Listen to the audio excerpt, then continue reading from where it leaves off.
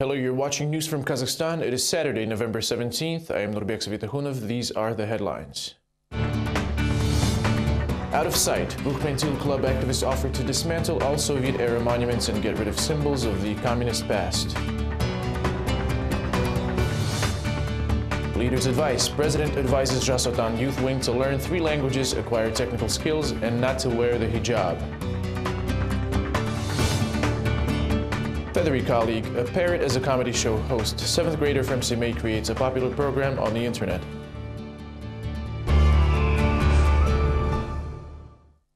The International Day of Tolerance was marked in Kazakhstan, and despite common practice, even law enforcement officials did not arrest people for disorderly conduct. Experts say the Kazakhstani model of tolerance is state dictatorship and low culture among society. We turn to our first story for more.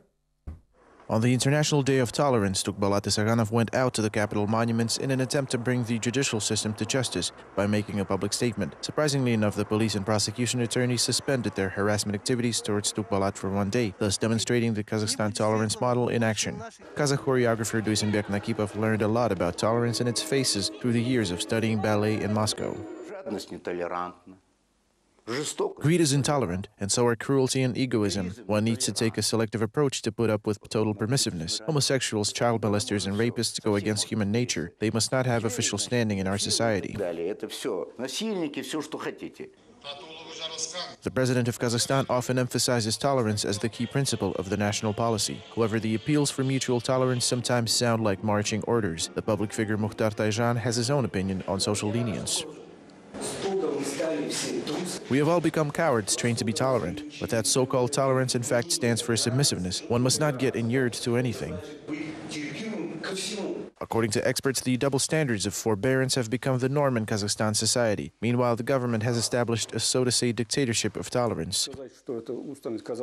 It is too early to claim the former USSR republics have fully adopted the tolerant approach. We are still unable to let go of the Soviet dictatorship past. The bounds of social tolerance strongly depend on the citizens' personal culture and liberation degree. They become even more apparent when it comes to conflicting ideologies, lifestyles, views, and traditions. Until now, no campaigns or slogans have been able to change that. Out of sight, out of mind, Rukhpentil Club activists propose to get rid of symbols of the Soviet past. The youth are saying these monuments and abbreviations are violating their rights. Official reaction was followed by the followers of Lenin. Our correspondents covered both sides of the anti-communist idea. Away with Soviet memories, activists of Rukhpentil Club propose to dismantle all monuments, even hinting at the communist past. The club also does not favor buildings with remaining Soviet abbreviations. Activists voiced their demands at a press conference in Almaty, although without much hope for official reaction. The people who are now in government are descendants of the communist region. They are ex-communist and Marxist, and I do not think they will react to our proposal. They think that it is absolutely fine, but it is not. It is a violation of my rights according to the Constitution. Education Minister Bakhatjan Zhomagulov has already read a letter from the young people proposing to fight the relics of the past. The official has personally replied to it, saying he did not like the comparison of the current government with the Soviet Union's Communist Party. Overseas, all buildings maintain their look and inscriptions. Article 4 of the Law 1488, enacted on July 2, 1992, says that it is important to keep all architectural details during reconstruction activities. The changes can only be made to nameplates. Thus, I believe that the sign Kazakh SSR Science Academy should be left as an object of historical heritage. Public activist Amantai Kaji offered his support to the young club members as the anti-communist believes that demolishing all Soviet values is totally justified. Finally, the youth is accepting our ideas. We do not need those jingoistic memorials. We need to get rid of Stalin's legacy. He's a fascist and was never an internationalist. Communist Vyacheslav Artemyev is shocked by his ex-party comrades' ideas, since he used to be a communist himself. Artemyev remembers that not long ago Amantai was busy assuring everyone that the name of Lenin and the overall communism ideology is as important as ever. A war with monuments only shows a low level of political and historical culture of any government. Thank God our senior authorities have stopped mass memorial dislocation. Young activists are hopeful that the time is working in their favor and that signs of the Soviet Union will vanish from the lives and memories of Kazakhstan citizens sooner rather than later. The lower chamber of parliament believes local business has plenty of opportunities as well as favorable loans, simplified ways of starting a business, tax breaks, and full support from the state on an all-inclusive basis. However, parliamentarians are surprised that for some reason the country entered the list of top 50 competitive states on only 2 indicators. More on the main national brands up next. The issue on competitiveness and recognition of Kazakhstan companies abroad was put on the Business Forum agenda. Ex-defender of consumer rights and current deputy of lower chamber of the parliament, Svetlana Romanova, tried to convince local businessmen that the country has all the conditions to develop, invest and go global. Local entrepreneurs, however, still opposed her, saying that authorities carry out over 500,000 inspections per year and issue 29 million permits. In response, the MP firmly stood her ground. I think that the crisis in Kazakhstan is mostly in our heads. Small and medium-sized businesses are doing well. My friends who used to sell things at bazaars have now become mid-scale businessmen, and their income adds up to hundreds of thousands of dollars. I want to say that some people just don't want to work. Businessman Sakadar Abdigapar makes every effort to succeed. However, corruption, tribalism and mass inspections quite obviously hamper his progress. Thus, local entrepreneurs have to clear the path to the global arena, although not for promotion's sake, but just to save their business.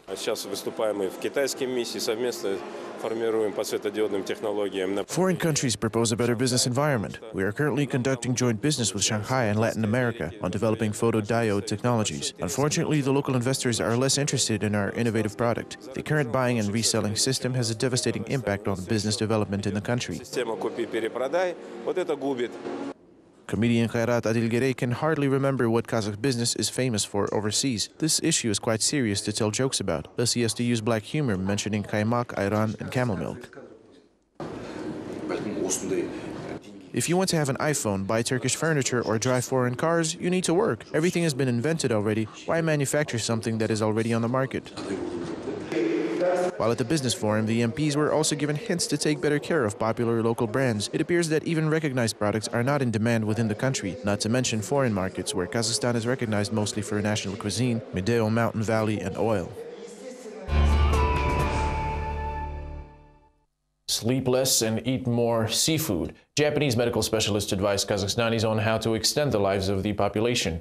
National parliamentarians, along with Astana city administration officials, NGOs, and international experts, ponder over that issue within the framework of socially important projects of the Ministry of Health.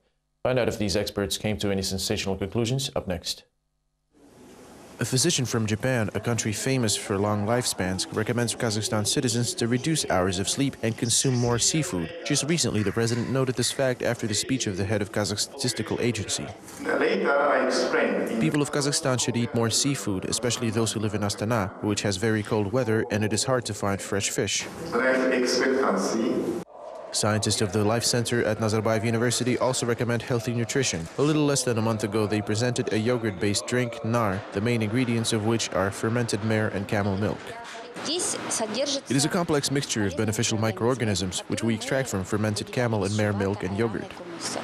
After the meeting with foreign guests, MP Kikalenka reached a sudden conclusion. There is a saying, one should take care of his health from the very childhood. Therefore, we need to teach our grandchildren and great-grandchildren how to live healthy and enjoy this life. Whatever we manage to preserve while young is exactly what we'll have when we get older.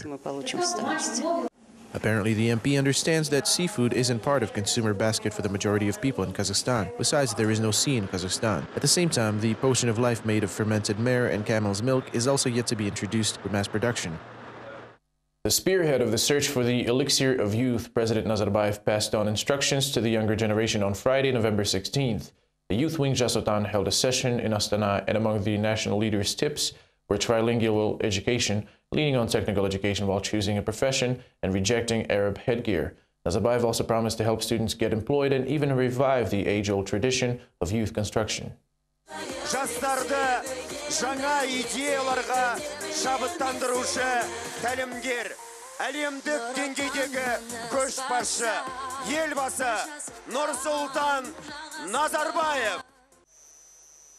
The forum, organized by Jasotan, kicked off in the best traditions of the old ruling party. Sarayarka, the newly built Republican cycle track, gathered 9,000 participants, the entire cabinet and MPs.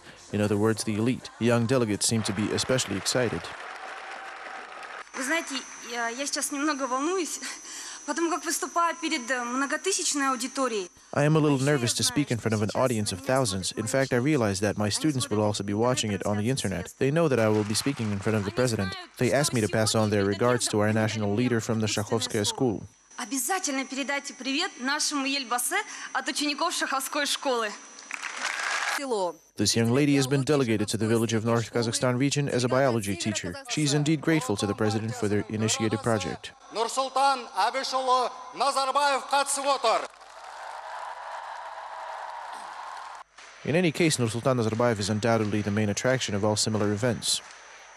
There are 5 million young citizens in Kazakhstan, which means we have a great future. I want to remind you about the Balashak program, which allowed our students to enter the best universities of the world and return home upon graduation. There is also the Jasul El program, which helped Kazakhstan to flourish and preserve its nature for future generations. And of course, the Jastar Otanga program, which sends graduates to improve rural areas. All of these projects are implemented by our youth.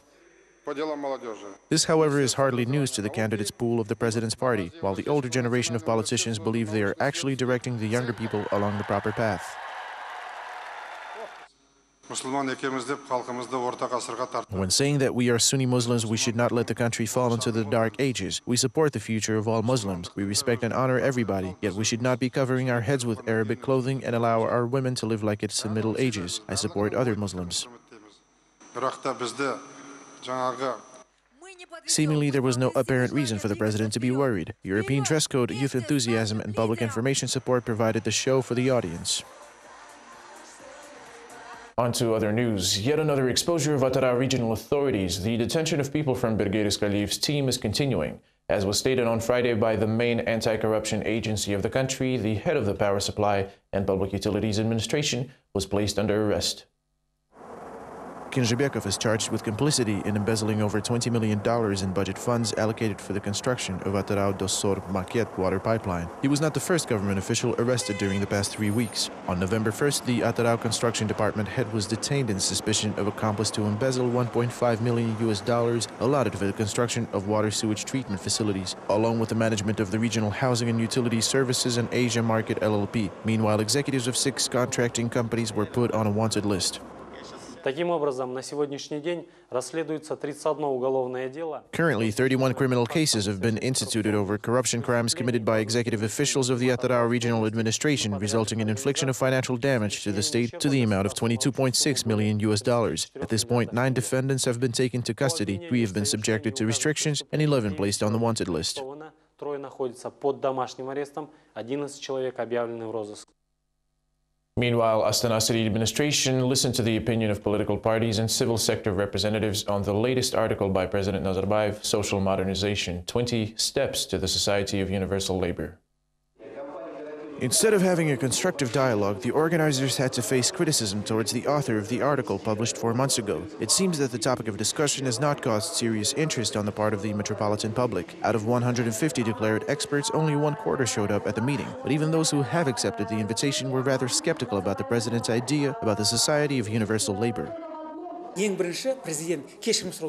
Today, after 20 years of independence, it is meaningless to tackle economic and social issues without political modernization. I doubt that Kulibayev and Shukeyev will concentrate on the resolution of social issues. They have no stakes in this, since they have already become rich and have interest abroad.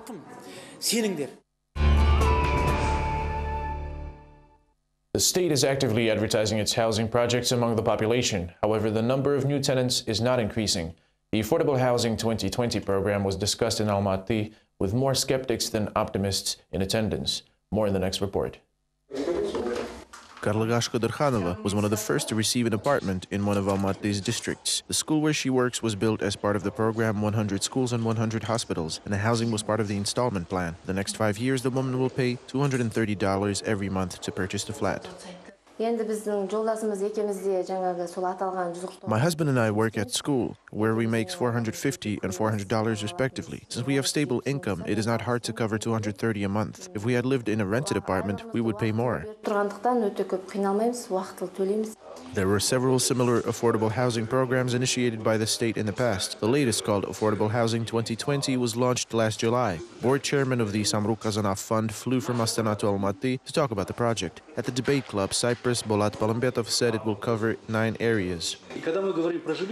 When we talk about affordable housing, we instantly think about teachers, state employees, and low-income families, but we tend to forget about 25-year-old young people who currently work in private companies, commercial banks, and receive $1,000 salaries. They also make up quite a big group. Почему про них забываем? Их тоже очень большая армия. Если мы говорим о среднем доходе, The average income of commercial and film producers like myself varies by a wide margin. In my case, it is around $1,700 a month. I pay $800 for rent, spend $300 on food, $150 for bills, and set aside $350 for shopping and entertainment. даю $800, что равняется 120 тысячам. Almaty resident Kirill Roshin shares the rent with his friend. Microdistrict Samal was their first choice due to its proximity to work. Kirill lacks funds to buy himself an apartment and is quite skeptical about the state program.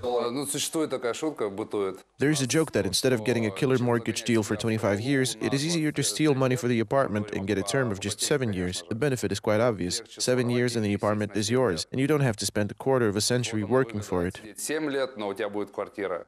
Economist Yuri Khramtsov also does not believe in affordable housing. The volume of construction itself does not correspond to the demand. Apparently, there are omissions in the planning and no clear blueprint of the project, like the construction of panel apartment blocks, which drove forward the entire affordable housing campaign in the Soviet times. According to experts, none of the government programs makes housing really affordable. The Soviet apartments built during Nikita Khrushchev's rule remain the prime example of quality and efficiency. Therefore, housing ownership in the megacity is still considered a lottery that only a few have a chance to win. Districts of southeastern Microduk and Karaganda are finally connected by a road. This can be called a breakthrough historical moment for the population of Sarıarka. The new highway will become a savior for the residents of remote micro-districts of the city. In the past, it would take residents hours to get to their destinations. Our crew was there to test the road. The new bypass 4-lane freeway will be connecting the two metropolitan areas of southeastern Microduk. In the past, it took 1 hour to drive from one end of the city to another.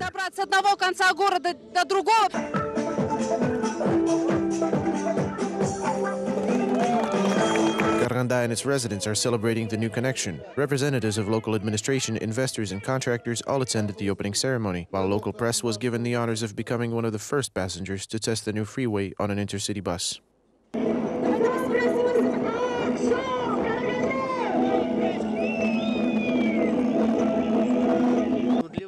From the driver's perspective, it would be great to have roads like this everywhere else in the city. An entire column of cars followed the bus on a new road. It will allow people to drive through the steps in 2 minutes at an average speed of 60 kilometers per hour. Residents were also promised regular public transportation in the area in the nearest future. We have already set up appropriate changes, including 10 bus routes to connect Novi Gorod, southeastern Microduk. These are existing bus routes. We're only going to modify them. This area is a former wasteland. It took the construction workers 6 months and over $6.6 million to turn it into a highway. According to the contractors, the freeway is rated the first category, meaning all materials and technology applied during construction were advanced. There are other signs of civilization as well. This is a 2-lane road with a dividing line. It is an 8 to 10 meter wide freeway with light poles, complying with all the latest requirements.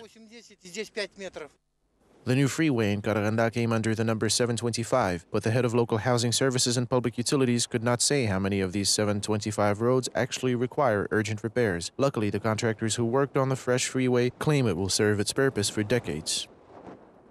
The Anti-Monopoly Agency demands from cellular operators to decrease the fee for mobile services by 5%. Currently, there are around 40,000 terminals in Kazakhstan with a commission rate of 10%. How will the duties be decreased is explored up next. The State Anti-Monopoly Agency demands mobile network carriers to reduce the commission for mobile services. Officials found during the audit that many entrepreneurs signed contracts with carriers to accept payments only on certain conditions, which had significantly affected the final price. As a result, consumers had to pay a 30% commission of the total amount while adding money to their accounts. It is the CPA's principled position to have the end commission that does not exceed more than 5%. We want to hear from you whether we can achieve that. Understandably, it is not directly up to us to decide since we are owners of terminals. It is not clear how the problem will be tackled. As of now, only the largest mobile network carriers, Kcell, which serves half of the entire market with about 13 million subscribers, and Cartel, branded in Kazakhstan as Beeline, have been instructed to reduce payment commissions. At the briefing, the Anti-Monopoly Agency representatives did not mention deadlines by which the instruction must be executed. They also failed to produce the document itself. At present, our customers can pay without commission at the company offices, our boutiques of our affiliates, which are expanding every day. In addition, we are actively promoting paying for mobile services via websites where no commission is required. Freshman Igor Kalistratov believes payment terminals represent just a way to legally take away additional money from customers. He says the commission should be set at a reasonable level. Igor pays for mobile services online or looks for terminals which do not charge high commission.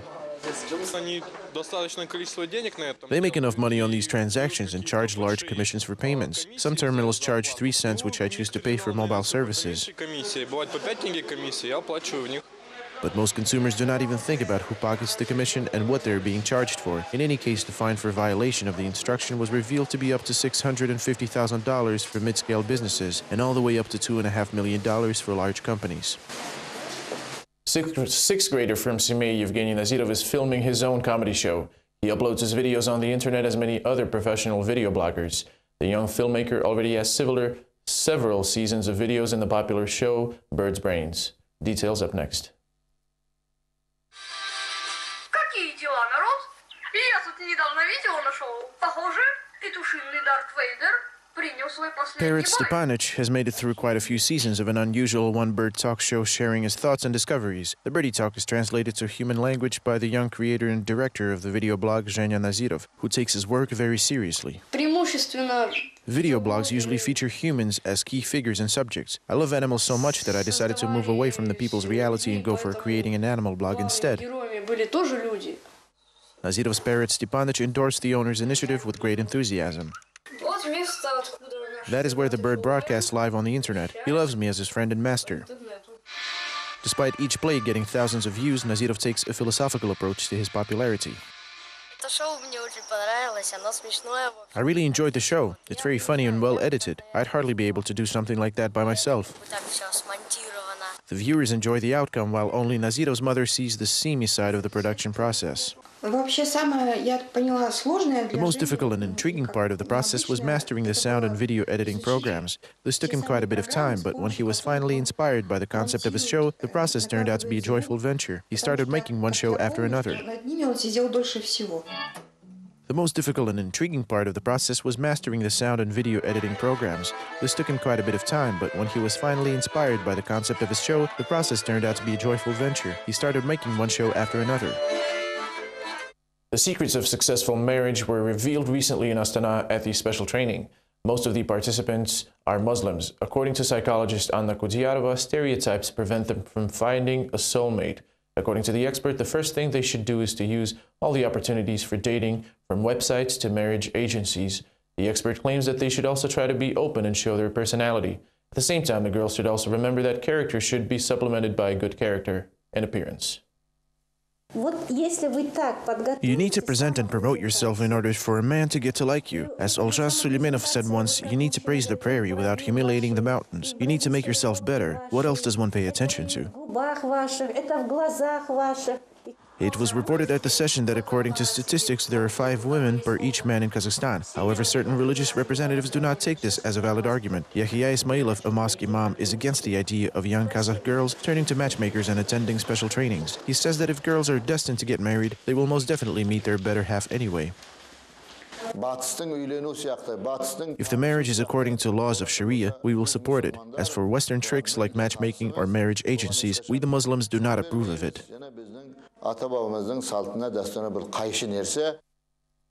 That is all we have time for this week. Be sure to tune in to Vlask KZ on Monday. Have a great weekend. Goodbye.